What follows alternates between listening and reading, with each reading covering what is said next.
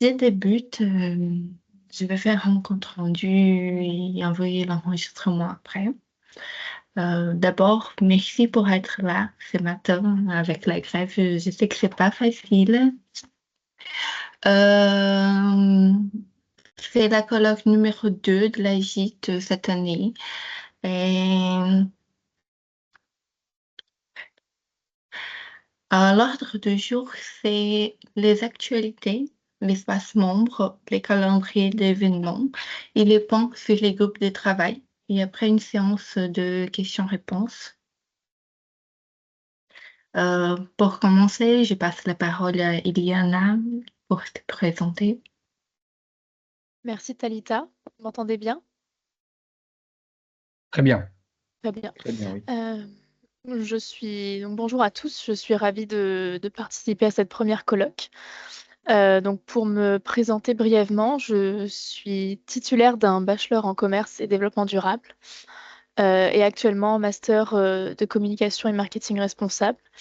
J'ai toujours été engagée pour pour une consommation responsable et une sensibilisation aux pratiques durables. Et donc, aujourd'hui, je suis motivée à contribuer à la transition écologique et à accompagner les organisations vers des pratiques plus vertueuses de l'environnement et des générations futures, conformément au rapport Brundtland. Et donc, participer à cette aventure de l'AGIT, voilà, de collaborer avec vous. Et donc, voilà, c'est bon pour moi. Merci Iliana et bienvenue. Pour les actualités, on a eu beaucoup d'articles presse. Merci à Fabienne, notre attachée.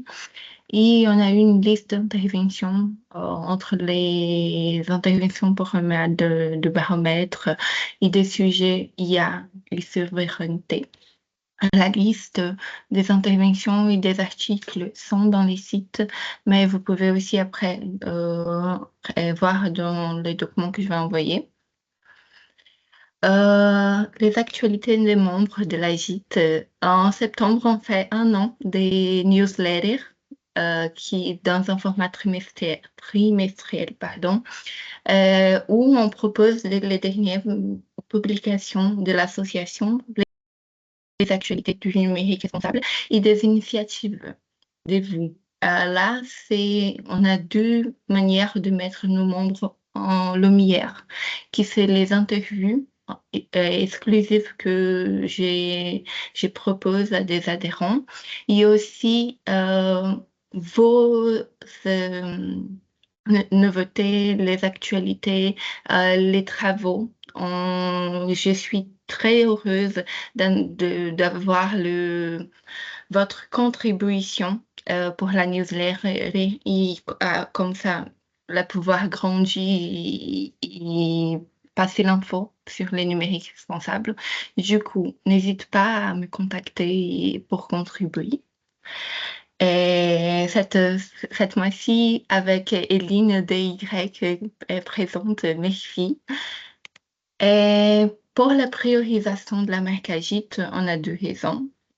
Pour l'identité de la marque, on veut vraiment renforcer l'Agite en tant que telle et une cohérence avec la marque Agite Québec.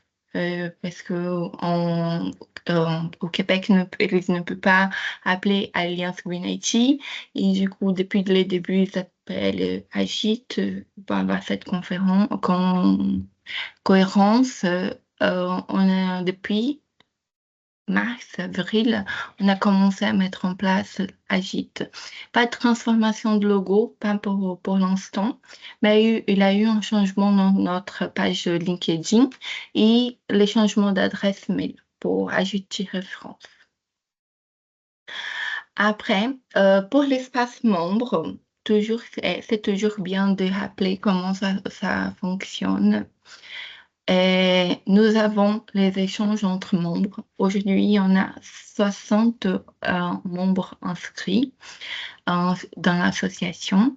Et il y a dans l'annuaire des adhérents tous les contacts que vous pouvez le contacter pour échanger pour plusieurs sujets. La liste des organisations, elle est dans les sites et l'annuaire est sur l'espace annuaire dans l'espace membre. Et si vous avez changé de contact, vous pouvez me donner la mise à jour. Pour les adhérents, il y a aussi la page Votre espace d'organisation. Du coup, s'il y a de mises à jour, je suis disponible. Il y en a aussi pour échanger. Dans l'espace membre, il y a toujours l'agenda mis à jour et notre espace ressources avec une opportunité à nos membres de mettre en lumière les offres d'emploi, les interviews et des événements. Tout ça à vous, les membres, pour vous mettre en lumière. Pour cette année, j'ai préparé une mise à jour de la page de données des adhérents afin d'optimiser les échanges et de proposer des communications plus adaptées. Et cette mise à jour, elle a un double objectif, c'est actualiser vos contacts. 4 personnes comme référent au sein de votre organisation pour qui verront l'ensemble de communication et que après vous pouvez diffuser en interne une cartographie de notre réseau pour une démarche de mieux connaître la répartition de membres, d'imaginer de nouveaux formats d'événements et des actions à valorisation adaptée de notre implantation géographique. Votre participation à cette démarche est essentielle pour renforcer la dynamique de notre réseau et améliorer notre communication. Les questionnaires, il est disponible sur les slides, mais je vais envoyer aussi un mail à tout le monde pour que ça puisse aller plus vite. Merci d'avoir de prendre ces 3 minutes pour répondre, c'est très vite et ça permet vraiment d'échanger la façon qu'on va communiquer à l'agite maintenant. Pour les calendriers de cette fin d'année qui elle est bien chargée et on est très contente avec Widow Green IT, mon bébé, qui je suis très fière d'annoncer et de travailler. Il y aura lieu le 3 octobre, une matinée et un cocktail. Et on a comme soutien l'ADEME dans les programmes Out Impact. C'était un des projets qui étaient approuvés pour l'ADEME. Et on a le partenaire linéaire, les latitudes, Numéum, Sinov et Planet Taker. Du coup, on est vraiment contente de cet événement. On aura les conférences entre fake news et vérité oubliée, hacker les algorithmes, raconter leur autrement, désolée, avec Stacey Agrin, qui c'est une journaliste, dans l'écologie. On aura la table ronde de souveraineté des infrastructures et gestion des risques, quelle responsabilité du numérique, avec Rémi Marron, qui c'est un des adhérents de la GIT, Gal Picard, qui c'est CEO et de consulting et board member cybersécurité, Chris encore, qui c'est administrateur du Numéum et CEO de SAWED, et Raphaël Moreau, qui c'est un maître des conférences en droit à l'Université de Bourgogne-Europe. Ensuite, une pause et la conférence Fluke IT sur les systèmes d'information sur la robustesse de l'organisation avec Christophe, un de nos membres, et Clément Marché. Et la présentation de Éco-conception web, l'apport de la sobriété éditoriale avec Ferrol Lépinas, une experte en éditorial, que on va présenter son livre et il y a un cadeau pour nos adhérents. Du coup, ne manquez pas cette opportunité d'avoir ces conférences, cet échange avec les experts dans les numériques responsables et les cadeaux, bien sûr, avec un bon cocktail à la fin. Et n'hésite pas à s'inscrire et à partager le maximum parce que on vous attend nombreux. Ensuite, les Attends, calendriers des juste, rencontres. je te coupe une seconde, comme ça tu vas respirer Oui, parce que tu nous fais la vitesse que je vais faire. Non, je veux dire que tu fais un boulot de dingue sur le sujet, vous l'avez tous peut-être vu, mais il y a un gros effort de communication d'Iliana et de Talita sur le sujet. Donc vraiment, merci à elles parce que je vois au quotidien leur investissement sans faille. Donc c'est vraiment top. Par contre, on a une grande salle, on a encore de la place pour des inscrits, donc vu tous les efforts et toute la com qu'elles font, je pense qu'on pourrait avoir encore plus d'inscrits. Donc c'est vraiment bien si de votre côté, chacun de vous peut à son réseau, aux personnes un peu particulières, peut-être écrire en direct ou à des gens déjà inscrits, leur dire de venir avec d'autres personnes, parce que on a vraiment un événement qui est reconnu pour sa neutralité. Enfin, je veux dire, on vend rien, c'est pas une façon de s'autoglorifier, mais euh, je pense qu'il y a des super conférences et donc c'est presque frustrant qu'il n'y ait pas beaucoup plus de monde. Enfin, il devrait y avoir la queue à l'entrée tellement c'est bien, quoi. Donc voilà, donc n'hésitez pas, si chacun de vous le relaye à quelques personnes de son entourage en mode communication directe, je pense que ça peut que faire du bien. Voilà, je t'ai laissé ta 2 minutes pour respirer et reprendre ensuite si tu veux, mais- Talita. Sauf merci si des gens ont Tristan. des remarques sur l'événement, hein, d'ailleurs, peut-être aussi en live. C'est une bonne idée. Voilà. Bon, bah, Merci. Pour les calendriers des événements, comme je dis, il est très chargé cette fin d'année. Les mercredis prochains, on a les Test-It à Paris, après notre événement 3 octobre. Les 29 et 30 octobre, aura les numériques en commun à Strasbourg. C'est un événement gratuit. 4 et 5 novembre, Wintech Forum au Palais de Congrès à Paris euh, pour la Pleine Taker. 4 et 5 novembre, Design for Green. Je vais parler plus de ça après. 5 et 6 novembre, Data Center World à Paris, euh, avec les 5 événements de Tech Show. 26 et 27 novembre, il y a les festivals des films numériques en lumière, une autre réalité par Pont-Mire sur Paris. Et mardi 9 décembre, on a l'Assemblée générale en matinée physique à Paris. Je vous attends aussi. La JIT continue également à soutenir des événements de la communauté numérique responsable. N'hésite pas à partager des événements que vous trouvez intéressants et on pourra le relier. On a un appel à participation Design for Green. C'est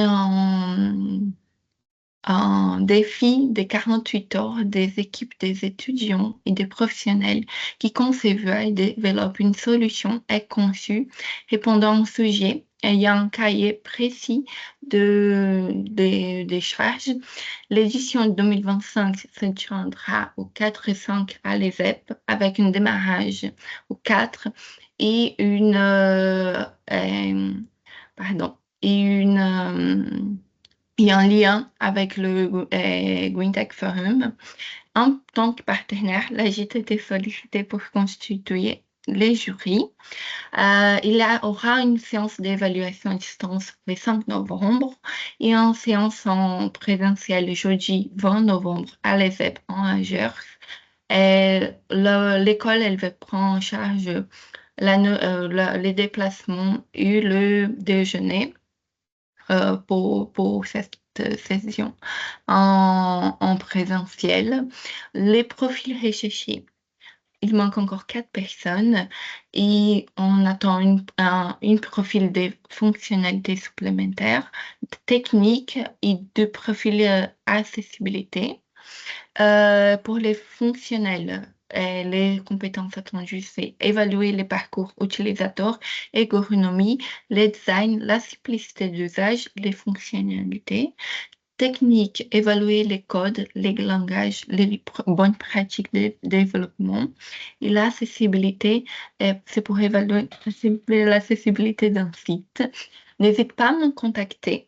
Je suis les points et nous aurons fait la mise en contact la semaine prochaine. Pour les groupes de travail, euh, d'abord, je dois parler de la nouvelle approche des groupes de travail.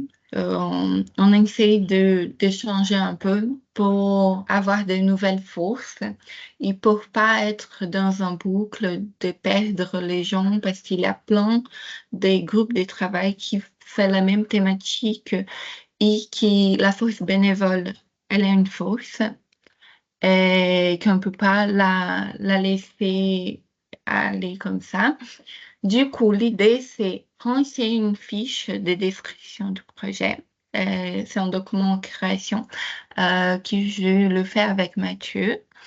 Après, communiquer cette fiche ensemble du réseau, les membres de la GIT dans les colloques au Planète Care dans leurs réunions trimestrielles. Le sujet n'est pas déjà en cours de traitement par une autre association et en cas d'échec, pardon, tenter une collaboration, pardon. Et pour lancer le projet, s'il n'existe pas de travaux en cours et que nous réunirons au minimum 5 participants pour garder à l'esprit que certaines associations ont la volonté de traiter un sujet similaire, mais sont en angle différent. Les cas d'échange, il n'est pas exclu de créer un groupe de travail indépendant. Et pour les groupes de travail pilotés par la GIT, on a la cartographie internationale des acteurs du numérique, les recommandations d'obligations pour les entreprises dans les sujets numériques responsables, les ROI, sobriété numérique, la finance respect facture numérique, les RGEFE, V2, c'est beaucoup de lettres là pour moi. Les RCP applicatifs, c'est aussi un groupe de travail soutenu pour l'ADEME. Et les mesures de système d'information que on est en train de déposer les dossiers pour l'ADEME aussi. La cartographie internationale des acteurs de la responsabilité numérique, elle a été sortie en novembre dernier. On a plus de 300 structures identifiées, 150 en France, 87 en Europe et 70 acteurs dans le reste du monde. Cette plateforme, elle est collaborative. Les formulaires en ligne permettent les organisations de proposer de nouvelles structures. On a eu 35 nouvelles propositions depuis le lancement. Et pour les mois prochains, on améliore l'outil avec un moteur de recherche, l'export des CSV, des données, les formulaires de contact et vérification de éco-conception et accessibilité. N'hésite pas à regarder la cartographie et de partager parce que pour qui faire une démarche de label numérique responsable, avoir des contacts avec des associations, c'est très important. Et on a fait vraiment un travail très impressionnant là-dedans. On a vraiment beaucoup des associations, des structures non publiques et associatives très intéressantes. Après, je passe la parole à Tristan pour les groupes de travail, recommandations d'obligations pour les entreprises dans les sujets du numérique responsable. Oui, merci Talita. Bon, moi, ça juste, c'est un GT. Je ne sais pas si d'ailleurs Iliana t'a fait le petit slide dont on avait parlé juste après. C'est peut-être le slide d'après, je ne sais plus, sur l'avancement. Non? Oui, ça sera juste après. Bah, vas-y, mets-le directement, voilà, si tu veux le passer. Voilà, merci.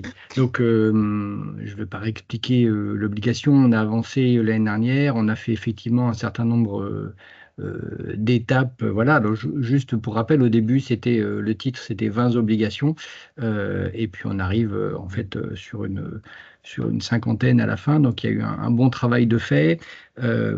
Simplement, le travail reprend en fait essentiellement maintenant parce que depuis 2, 3 mois, enfin depuis le dernier rendez-vous du GT avant l'été, Iliana et Talita, enfin Talita avait pour priorité de reprendre tous les éléments de Thomas et puis d'initier le We Do Green IT, plus ce colloque, plus tous les trucs sur lesquels elle a travaillé. Donc elle n'a pas pu se pencher dessus. Et Iliana qui vient d'arriver commence à reprendre le sujet pour attaquer le sujet de la mise en forme globale.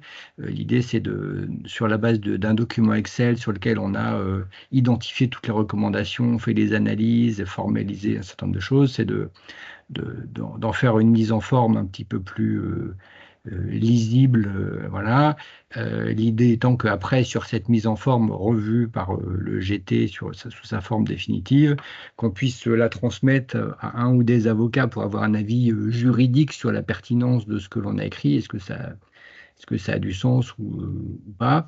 Et puis qu'après, on le diffuse tant aux législateurs que partout où on peut pour dire, ben voilà, les propositions d'obligation que veut faire l'AGIT et propositions de recommandations, parce que finalement, on en a déclassé quelques-unes qu'on trouvait un petit peu trop difficiles ou, voilà, ou peut-être potentiellement conflictuelles. Donc, on a juste mis certaines en, voilà, en recommandation plutôt qu'en obligation. Voilà, donc on pourra avancer sur le sujet prochainement. La prochaine étape étant à la charge d'Iliana. Donc si certains ont envie de contribuer, ça reste toujours possible sur ce sujet en contactant Iliana. Voilà, tu peux passer au slide d'après. Merci Tristan. Voilà. Pour les ROI, une démarche sobriété numérique, l'objectif c'était identifier et analyser les gains et pertes financières associés à la mise en place des démarches de la sobriété numérique au sein des organisations et d'établir des indicateurs permettant de déterminer les coûts des projets CAPEX ou OPEX. Elle est là. Et, et les impacts générés par la réduction de l'empreinte carbone numérique. Je passe la parole à Angelica parce que c'est son groupe de travail. Euh, Angelica. Oui, bonjour à toutes et tous. Vous m'entendez? Oui, oui. Oui, super, merci. Je suis un mode un peu dégradé. Alors, pour le ROI en banque sobriété numérique, donc on est CGT, il a commencé par se poser les questions par rapport à les coûts de projet de la sobriété numérique. On a exploré plusieurs pistes et on a en fait, les problèmes auxquels on a été confronté, c'est que les modèles classiques de ROI ne conviennent pas. En fait, on ne trouve pas la valeur là-dedans de la sobriété en soi. Et donc, on s'était lancé sur l'analyse de périmètre pour mieux qualifier les modèles économiques qui existaient déjà. Hein. Il y en a 5 ou 6 qui sont tournés vers des analyses de la valeur du business. Par exemple, dans les sociales, il y en a eu pas mal de modèles qui sont sortis sur ces genres-là. Et moi, j'ai travaillé sur un modèle qui s'appelle multicapitaux. Et donc, je proposais au groupe de nous pencher sur cette piste-là, ce qui a été favorable. Et nous allons certainement travailler sur un mix des deux modèles qui vont nous permettre finalement de trouver une méthodologie qui sera plus adaptée à ce que nous cherchons. On va lancer aussi un questionnaire exploratoire qui est déjà en cours de préparation, presque terminé, pour consulter les entreprises, savoir qu'est-ce qu'ils font à l'heure actuelle, parce que dans nos recherches, on a trouvé qu'il y a pas mal d'entreprises, déjà surtout des grands comptes, qui ont déjà exploré certains de ces modèles. Il y en a qui se lancent sur les modèles de l'économie régénérative, par exemple, ou de la blockchain. Il y en a d'autres qui se lancent sur autre chose qu'on appelle le triple bottom. Donc, il y a des choses qui se font. Voilà, donc on est à ce stade. Je ne sais pas si vous avez des questions. Merci Angelica. Et c'est toujours possible de rejoindre un groupe de travail. Oui, N'hésitez oui, bien sûr, si vous avez des compétences, surtout dans la partie finance, ça serait intéressant. Ça nous aiderait à avancer. Voilà. Et on va pas aller chercher, au fait, ce qui est important à savoir, on cherche un modèle pour établir une méthodologie. On ne va pas faire comment dire, toute l'analyse de la sobriété numérique d'une entreprise. Ça ne serait pas possible. Mais on va trouver des business cases qui seront intéressants.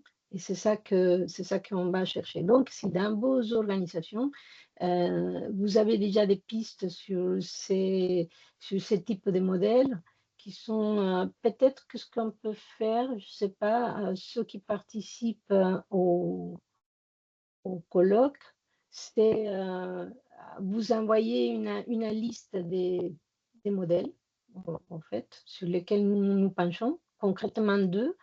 C'est les SROI. Je vais, si tu peux l'écrire sur le chat, Talita, SROI, SROI. Ça, c'est un modèle qui est intéressant. Et les multicapitaux. Donc, si dans vos entreprises, et même si ce n'est pas dans les digitales, mais dans la partie finance, RSE de vos entreprises, il y a déjà des analyses en cours, ça c'est intéressant. Merci Angelica. Oui, qui a demandé la parole? Voir, Zari. Merci beaucoup. Oui, bonjour. Merci. Je me présente rapidement. Fouad Zari, je suis le fondateur de Sustain IT, qui a pour but justement d'accompagner les entreprises dans leur transition écologique informatique. Et donc, c'est intéressant le sujet que vous soulevez, puisque moi, je travaillais à l'époque dans le monde du data center. Et donc, les business cases, c'est typiquement les sujets sur lesquels on travaillait énormément avec des clients. Et là, ces derniers temps, je travaille pour le compte de certains clients sur des business cases particuliers, et notamment celui de l'intelligence artificielle qui demande d'autres façons de voir, d'autres méthodologies également. Donc, moi, je serais curieux d'en discuter un petit peu plus avec vous. Je ne sais pas si je pourrais vous apporter une valeur ajoutée, mais au moins en connaître un peu plus sur le périmètre. Et puis, si on pourrait se partager de la connaissance là-dessus, ce sera avec grand plaisir. Oui, avec plaisir. Tu peux, peut-être tu peux m'envoyer un mail, et on se calme une date et on fait un petit point. Je t'explique ce Bien qu'on sûr. est en train de faire. Avec plaisir. Parfait, merci. Et merci beaucoup. Merci. Les groupes de travail sur lesquels l'AGIT intervient, c'était les After Respect, inclusion numérique, réduire les inégalités. Les actes de l'AFNOR, c'était des propos productifs, les infrastructures et équipements, l'économie des sites, aller vers des alternatives, inclusion et exclusion au monde du travail, éducation et parentalité, citoyenneté et consommateur. Les participants de l'AGIT, c'était Romain Ribot de l'écologique, Angelica Kavetsinov, Patrice Oda de SCC, François Diaz de Unité Consulting et Thomas Mesclet qui vient de quitter pour rejoindre les SCC à côté de Patricia Oda. Et la publication, elle est déjà disponible sur les sites que je vais envoyer toutes les infos après les colloques. En récapitulatif des projets, là, je vais donner un peu la parole à Mathieu. L'ADEME et les projets à haut impact, ils ont financé des projets de la GIT, entre eux la cartographie des acteurs V2, où on va améliorer l'outil. Pour les ROI sobriété numérique, pour les livres blancs que va être lancé normalement le début de l'année 2026, qui, comme Angélica vient d'expliquer, ça va être un livrable comme un outil pour vous.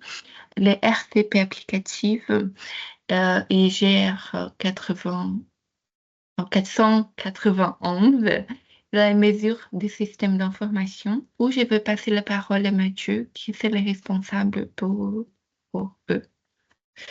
Mathieu. Oui, merci Taïta. Donc je me ferai un malin plaisir de créer de nouveaux groupes de travail avec des acronymes et des chiffres. J'ai l'impression que tu adores Taïta. Ceci étant dit, donc pour ceux qui souhaitent participer, RCP applicatif, donc c'est le pendant du RGESN sur la mesure. Pour rappel, le RGES, enfin la partie RGESN référentiel général d'éco-conception des services numériques porté par l'ARCEP. Donc c'est un référentiel de moyens, donc qui fournit les critères pour pouvoir ces critères sont mis à la disposition des équipes de production d'un applicatif et donc on leur donne les moyens. Et du coup, le pendant, c'est le RCP applicatif sur la mesure. Donc, c'est permettre d'effectuer une mesure sur ce qui a été déployé. Si vous êtes intéressé, donc c'est un groupe interassociatif et qui est animé, coordonné pour l'instant par Ariane Mollet. Donc, enjoy, vous êtes les bienvenus et vous pouvez nous solliciter par l'intermédiaire de Talita ou directement. Vous pouvez me retrouver sur LinkedIn et sur tous les réseaux. Donc, et je me ferai une joie de vous mettre en contact avec Ariane qui coordonne ce groupe. Le suivant, c'est le GR491 qui est co-animé avec l'INR. C'est une base de connaissances qui agrège l'ensemble des critères, donc là les moyens, comme le RGESN, donc accessibilité, éco-conception, RGPD et autres. L'idée, c'est que cette base de connaissances soit mise à la disposition d'acteurs qui, eux, vont avoir des activités B2C, dans le sens où s'il y a des gens qui veulent créer des labels, qui veulent créer des référentiels, qui veulent créer des normes, puissent s'appuyer sur ces bases de connaissances.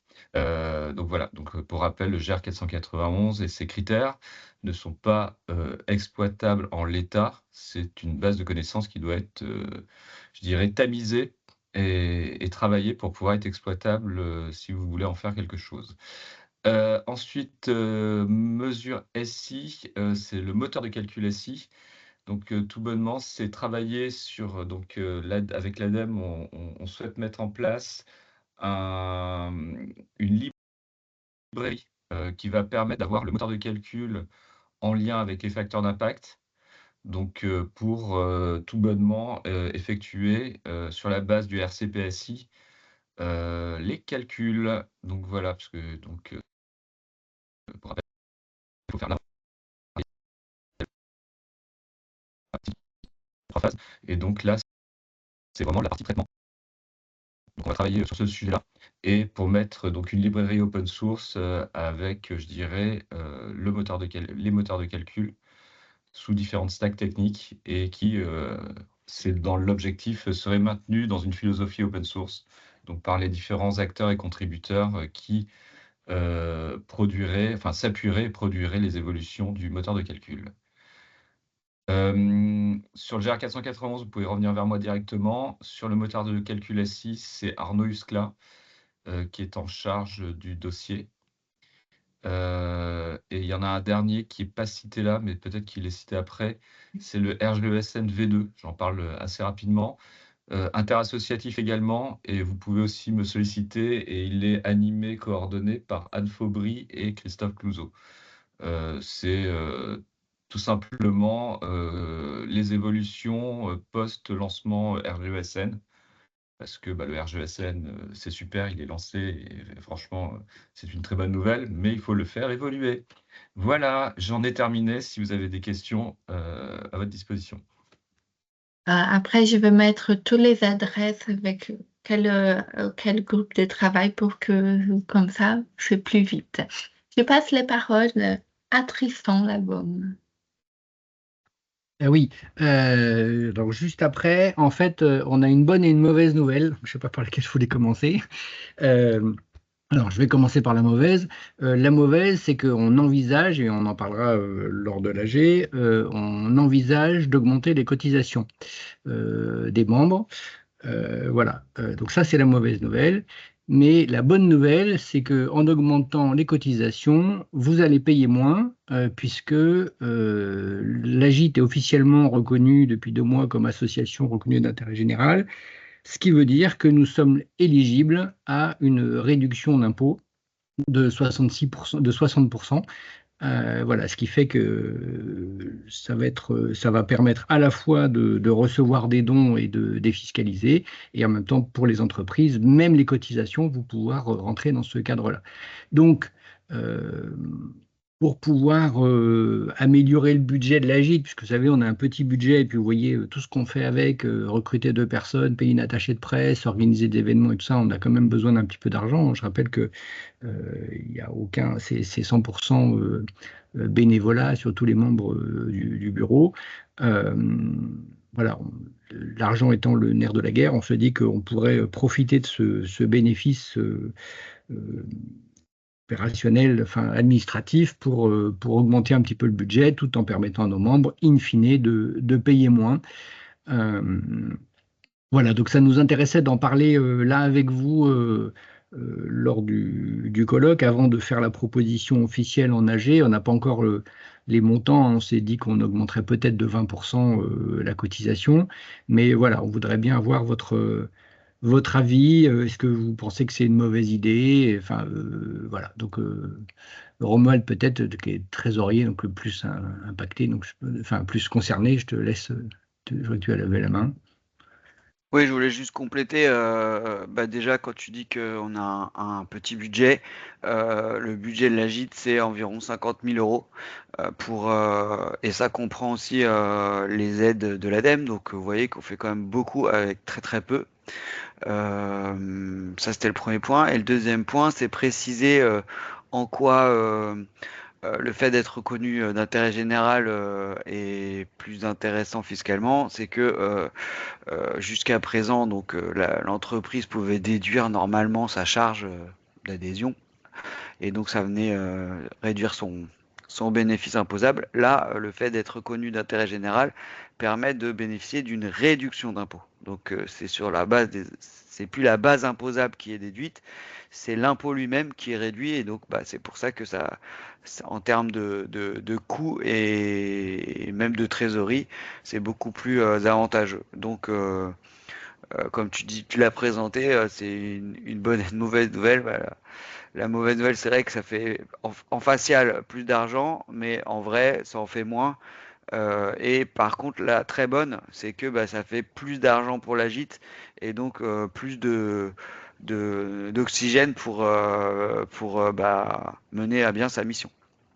Et je pense aussi d'ailleurs que c'est un facteur différenciant en termes par rapport à d'autres associations. Je ne crois pas que d'autres le soient aussi, et ça témoigne de notre réelle qualité d'intérêt général par rapport aux différents critères sur lesquels on était éligible, voilà, et qui sont pas forcément faciles à atteindre pour tout le monde. Donc c'est vraiment quelque chose qui peut nous aussi nous différencier de beaucoup d'autres qui s'investissent sur le sujet. Voilà, donc si vous avez des commentaires sur le fait de payer plus pour que ça coûte moins, enfin, favorable ou défavorable, hein, enfin, de toute façon, voilà, on le proposera pour vote, mais qu'est-ce que vous en pensez? Est-ce que vous pensez que c'est quelque chose qui serait acceptable dans vos associations, organisations respectives? ou pas. Voilà. Oui, Je vais me permettre d'intervenir rapidement. Enfin, j'ai pas d'avis particulier, mais en tout cas, de ce que j'en comprends, c'est que, comme vous l'avez dit, on paye plus pour payer moins. Donc, à la fin, la note est moins élevée. Donc, j'ai envie de dire, c'est du gagnant-gagnant pour tout le monde. Et après, il faut juste voir d'un point de vue comptable comment on l'applique. Mais sinon, pour moi, je vois pas de sujet. Et ce qui compte avant tout, en particulier pour les entreprises, peut-être un peu moins pour les startups, parce que c'est vrai qu'on est un petit peu plus proche de notre trésorerie. Mais ça reste quand même néanmoins un investissement qui nous permet de contribuer finalement un peu plus à l'environnement IT. Et c'est pour ça qu'on est là. Donc, j'ai envie de vous dire, au-delà du prix, il y a un intérêt qui va au-delà de ça. C'est de pouvoir contribuer d'une certaine façon et recevoir aussi des insights sur le marché, sur la façon de faire, sur des méthodologies, comment améliorer un petit peu plus notre métier. Donc, je considère ça plus comme un investissement de mon côté que une cotisation ou une facture à payer. Donc, pour moi, j'ai envie de dire, j'avais dit que j'avais pas d'avis au début, mais finalement, j'en ai un. Merci Fouad. Je vous en Est-ce que prie. d'autres personnes ont une remarque?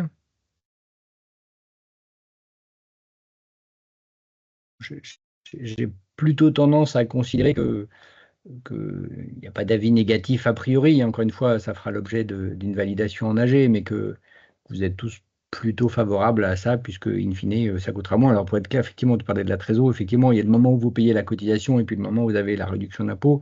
Il y a un petit différé, mais je pense que l'écart dont on parle reste malgré tout mineur pour que, sur une échelle de temps quand même assez courte. Donc, je pense que ça sera quand même profitable pour tout le monde. Voilà. Merci à tous. merci. Les administrateurs et administratrices de la GIT sont disponibles pour répondre à vos questions. Et la permanence de la GIT, maintenant avec le départ de Thomas, est prévue dès lundi et mercredi, parce que moi et Iliana, nous sommes en alternance et notre jeu d'école, c'est jeudi, vendredi.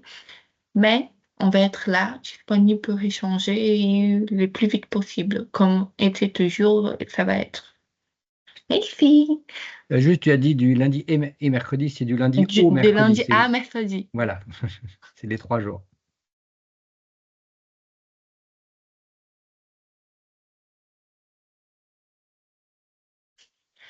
Si vous n'avez pas de questions, je vous laisse parce que c'est jeudi et c'est déjà 10h20. Et je suis disponible pour l'échanger. Notre contact, il est là. Les miens, vous avez. Nous sommes là pour les groupes de travail, pour les événements, pour la newsletter. N'hésite pas. Et je vous remercie et je vous souhaite une belle journée.